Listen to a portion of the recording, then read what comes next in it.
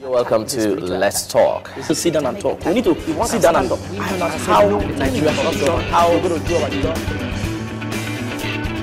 You want to stand up and say no to corruption. We're going to do our job because you're telling the system. You are not just doing good for yourself or for the nation alone. You also do good for the future. Boko Haram is an attack. It's a spiritual attack. It's a satanic attack on Nigeria. We must, if we come to recognize it, we will understand then how to look for the solution. The Sovereign National Conference, how do we want to achieve that in our prison system? We need to sit down and iron out how Nigeria should be governed.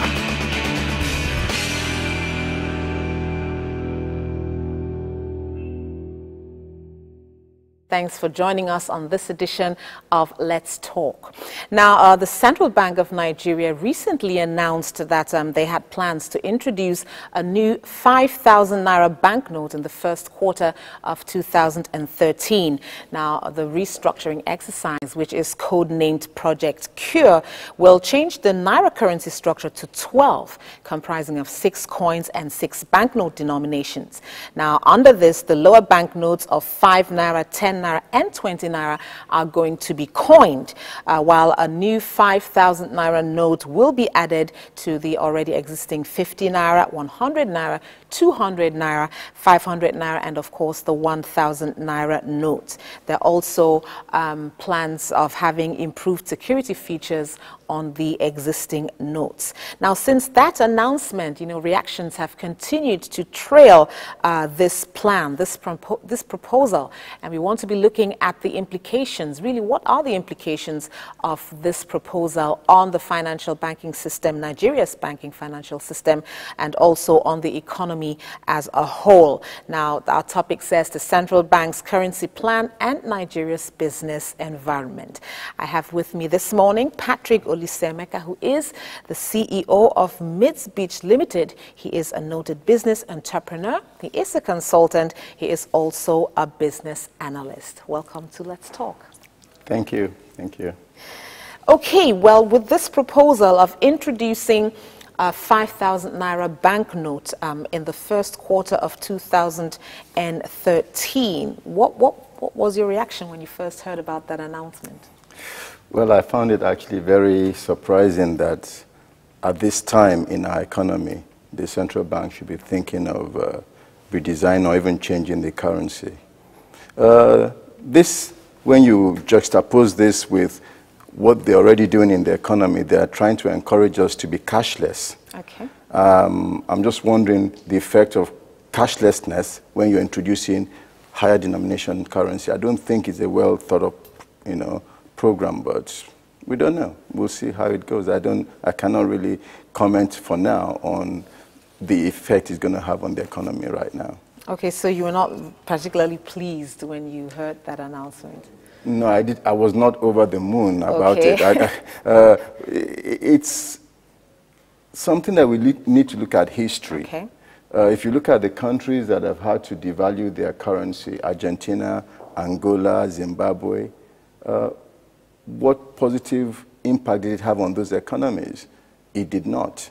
And so as we're trying to do the same, we must look back at countries that have done similar things and look at the impact of that on their own economy. Nigeria is a country where people, at least we're told that the minimum wage is 18,000 naira. So if you're going to have 5,000 naira denominations, when you pay your workers, they're going to go with 3 pieces of 5,000 notes and 3 pieces of 1,000 naira note. Spending is going to be very difficult. Okay. The lowest denomination now is going to be 50 naira note. I don't know if you've ever tried giving a beggar 20 naira or 10 naira. They don't even say thank you anymore. So all it's going to do is fuel inflation. It's going to definitely fuel inflation. Okay. It would mean that the cheapest thing you can buy, like a treble, a sweet that now is 2 for 10 naira, you probably have to hike the cost of those ones. It's going to have a serious impact on the economy. Okay. I'd still like you to elucidate further. Now, a lot of people say that proposal is a step in the wrong direction. they say, just like you said, that it's definitely going to lead to inflation.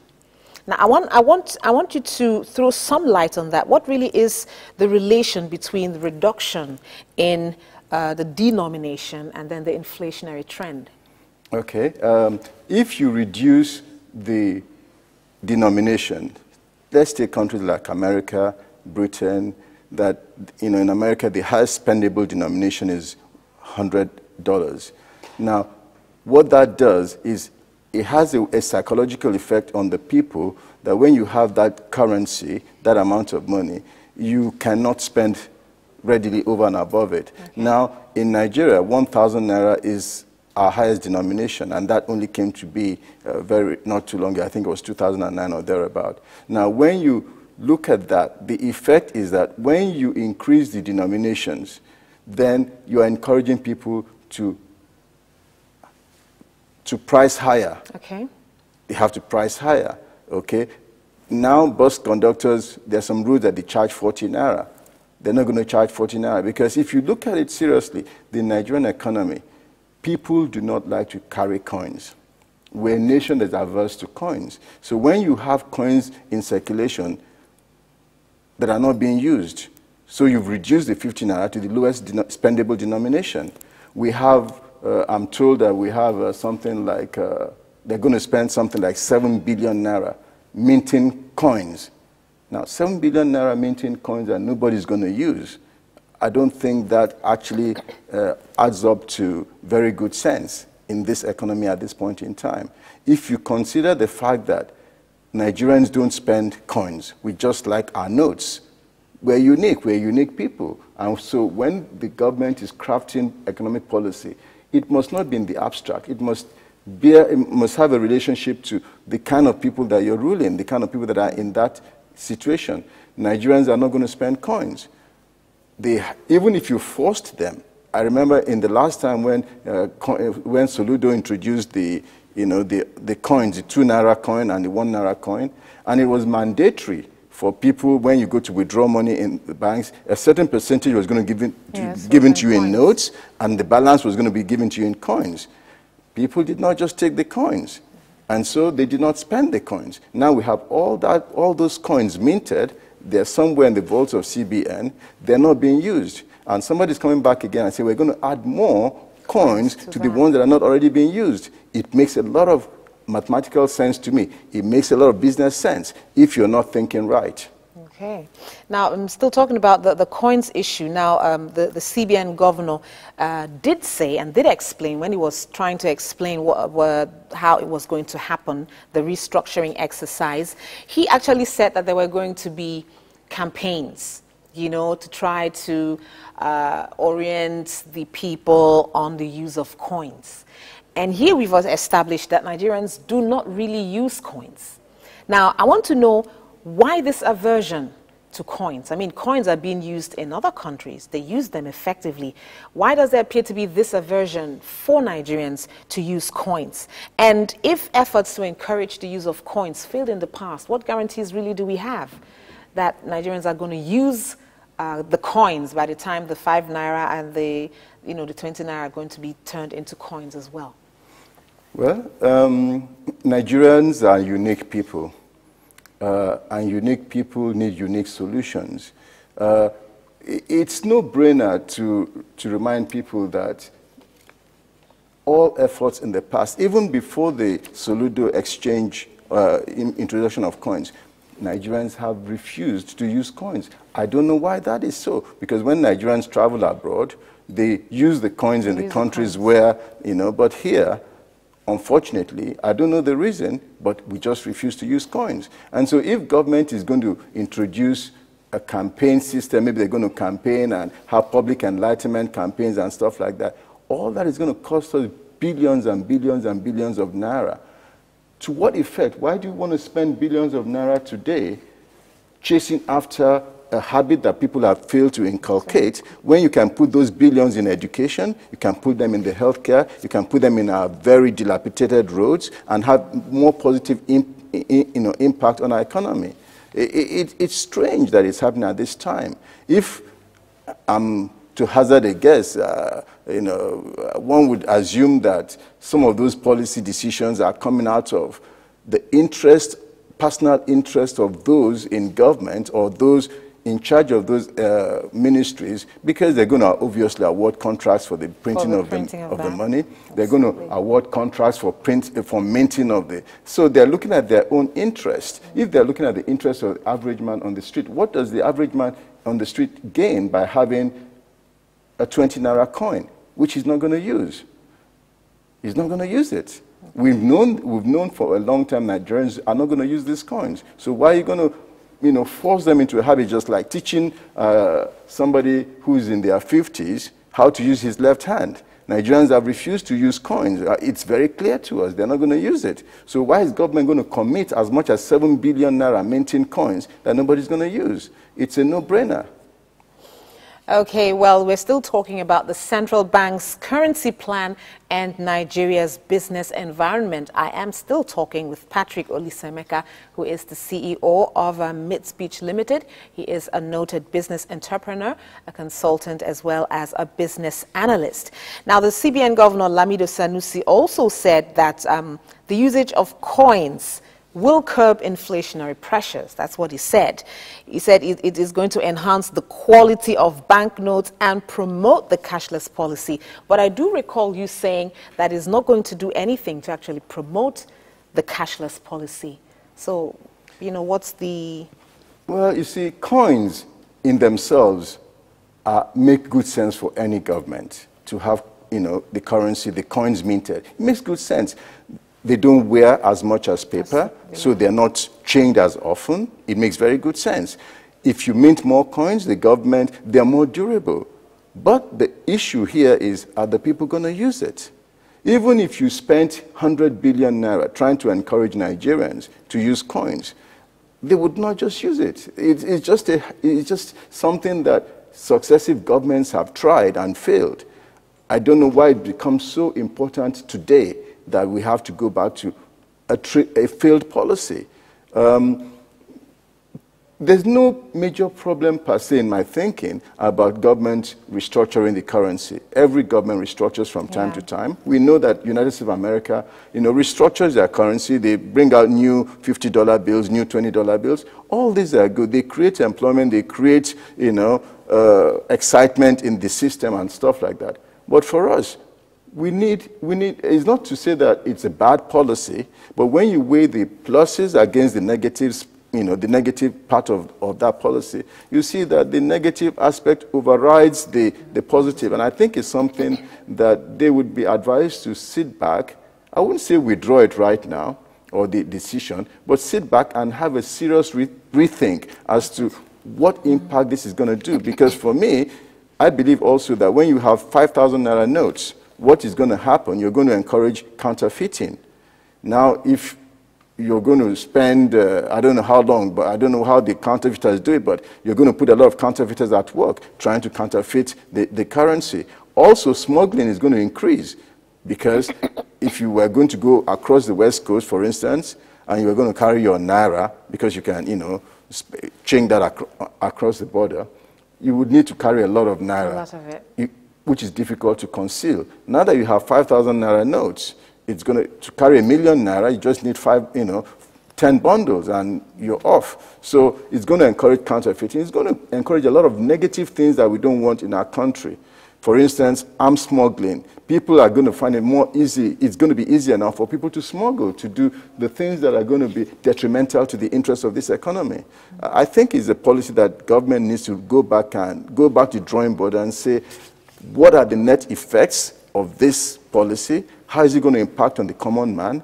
How is it going to positively on the common man? How is it going to impact negatively on the common man? And they will see that on balance, it has more negatives than pluses. And so they should really rethink about, have a second think about that. Now, talking about that, now it does appear that the proposal was hatched without the input or without consideration, if you like, consideration of stakeholders. It was like something that was just introduced. Now, does the CBN have that particular right to just come and introduce something without really getting input from stakeholders, which, by the way, it's very important for these stakeholders to actually accept that proposal, because they're going to be the ones to drive that policy and ensure that it's successful. So what do you think about it? The proposal being hatched without consideration for the stakeholders. Can the CBN do that? Well, the CBN can do that. It's within their right to do that. But the fact that it's legal for them to do doesn't mean that it makes the best sense. I mean, they have been given the right to design the currency, to work on the economy, to decide the monetary policy and stuff like that, in conjunction with the FEC. However, there's a big stakeholder that has been left out of this, the business community. Okay. The business community starts from the average man on the street who's either polishing, the megad who's polishing your shoes, the woman who's operating a small, kiosk, the traders in the market. None of these people have any input. It also includes businessmen like people like me.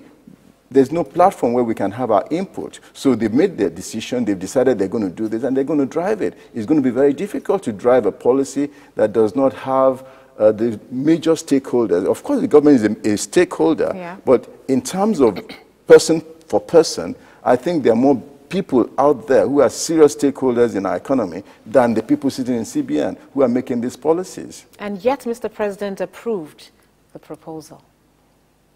The president is supposed to be a very wise person. The FEC are supposed to be very wise people. But on this score, I think a lot more wisdom is required. They need to really seriously think about what the effect is going to be. I'm more concerned about the effect on the economy. Okay. It's going to definitely lead to a higher inflation, definitely. It's going to lead to a lot of, there's going to be some savings for government, mind you, because if you're printing 5 Naira notes and 10 Naira notes and 20 Naira notes, and now you're not going to be printing all those, and these have high wear and tear ratios. They wear and tear very quickly.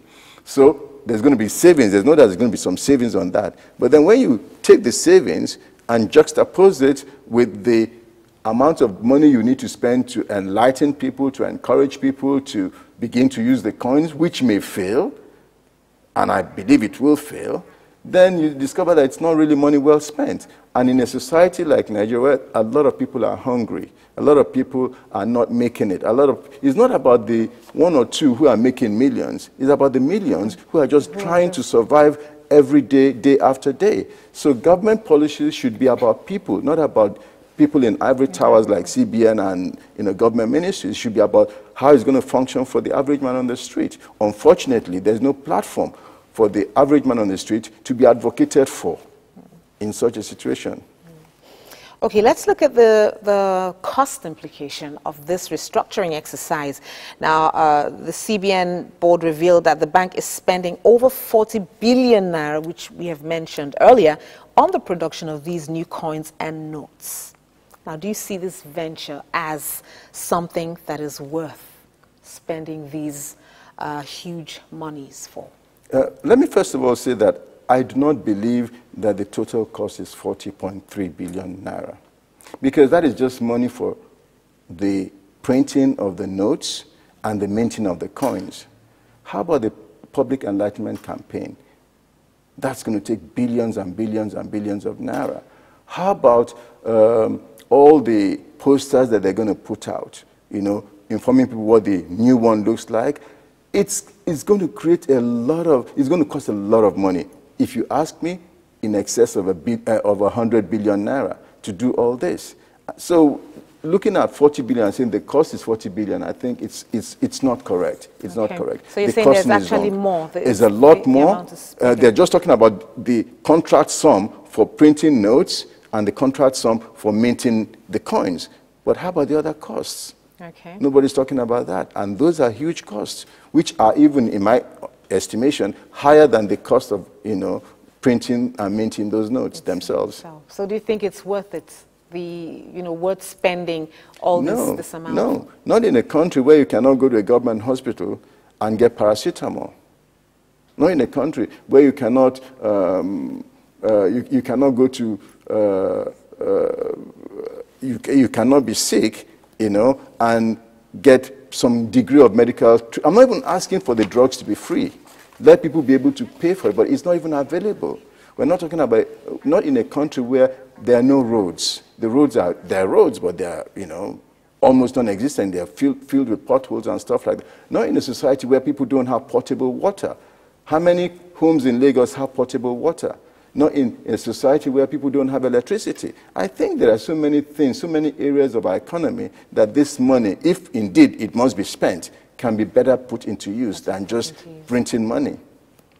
All right, we're still talking about the central bank's currency plan and Nigeria's business environment. And we have been talking about this new proposal of introducing a new 5,000 naira note into the Nigeria's financial system at the start of the first quarter in 2013, and what the implications are for the Nigerian economy. Now, when the CBN governor was arguing about the introduction of the new currency in the Nigerian market and what that would do, and spurring inflation and all that, he argued that countries like Singapore, Japan, and Germany have higher bills of 10,000 and that they've not been weighed down by inflation. Do you think that is so, and do you think that these comparisons will work? I'm sure that the governor of central bank knows very well that Singapore and Japan is not Nigeria. He knows. The fact that they work in every society, there are cultural differences. There are things that make people in Japan move, and there are things that make people in Nigeria take. The things that make people in Nigeria take is not in the volume, in the diminution of our currency. It's that Nigerians are very entrepreneurial people. We'll find a way around our situations, but that's not an argument. He might as well have said there are also countries, that have high denominations, that the economies are failed, like Zimbabwe. At one point, they had a currency note for 50 billion Zimbabwe currency, 50 billion, one note. Why is he not also quoting that and saying that, and that economy is already a failed economy? Shambles, yeah. So the argument, does not stand on it, does not stand right. He might as well have also mentioned about other countries that have lower denominations and that things are working. Look at Nigerian economy today. As a businessman, I want to take a loan from a bank. They'll be talking about an average of 20, 22, 23%. In Japan, that is mentioning, is less than 1%. So the matrices, the economics are not the same. They're not the same. Absolutely different. Okay, in closing, and this is really by the way, but the new 5,000 naira note is supposed to have 3 late women, female activists that are supposed to adorn the new 5,000 naira note. We have Hajia Gambo Sawaba, we've got Margaret Ekpo and Fumilayo Ransom Kuti. Do you have any particular comment about, why those 3 women were chosen to adorn the face of? Well, women are very, very, very important people in our society. I'm actually very glad that they have chosen those 3 women, because they are women that have added a lot to Nigeria. I have no problems with whoever government wants to put on the face of the currency. I think it's very commendable. We know that Margaret Ekpo is a very, very, very, positive thinker. She activated, she excelled in her area of endeavor, same as Mrs. Kuti, Ransom Kuti, and so is Hajia Gambo. They're all very, very prominent Nigerians. It's a good thing. Put them on any currency, that's fine. I have nothing against it. I think it's commendable that they've chosen women rather than men, for this situation, for this honor. It's a very good thing. In that case, I applaud the CBN governor. I think it's a very good thing. But that's not really the issue here, isn't it? The issue is what is the implication of that, yes, on the economy.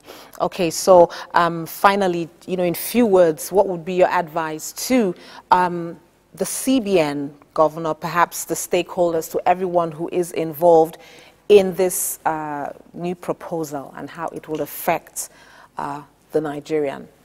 Well, my advice to the CBN governor would be, first of all, tread very carefully. He's a man that has my deep admiration, because in times when there have been challenges in our economy, remember the fuel subsidy issues, he's one person that has come out and said it the way it is. Yes. I think he should think very deeply about this.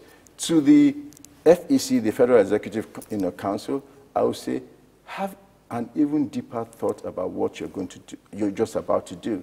And to the generality of Nigerians, I would say, well, I hope this is not just going to be a fait accompli.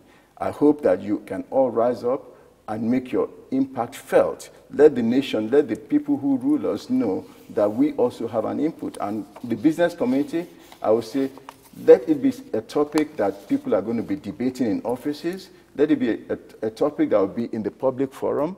Let people talk about it, and let us all agree as Nigerians that really, at this point in time, this is what we need. Thank you. Okay, thank you very much. And while the controversy about this proposal rages, it is important, like our guest had said, that the CBN does recognize the peculiarities and the unique situation of Nigeria before implementing such, and also that this is supposed to benefit every Nigerian and not just a few individuals. Now, we have been looking at the central bank's currency plan and Nigeria's business environment. I did talk with Patrick Olisemeka, who is the CEO, Mid-Speech Limited. He is a noted business entrepreneur, a consultant, and business analyst. Thank you very much for coming today. And thank you as well for being part of this edition of Let's Talk. We will be here again, same time, tomorrow on this station. You're welcome to Let's Talk. We should sit down and talk. We need to sit down and talk. How Nigeria should be done, how we're going to do our job. You want to stand up and say no to corruption. We're going to do our job because you're telling the system you are not just doing good for yourself or for the nation, you also do good for the future. Boko Haram is an attack, it's a spiritual attack. It's a satanic attack on Nigeria. We must, if we come to recognize it, we will understand then how to look for the solution. The Sovereign National Conference, how do we want to achieve that in our present system? We need to sit down and iron out how Nigeria should be governed.